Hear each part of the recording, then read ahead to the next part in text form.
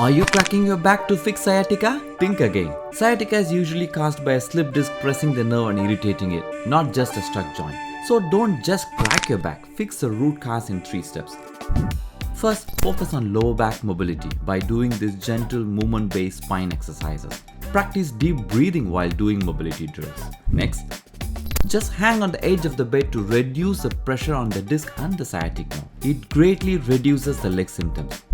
Finally, do some simple nerve flossing exercise to increase blood circulation and to reduce nerve inflammation. Follow PhysiGuru to recover from sciatica in the right way.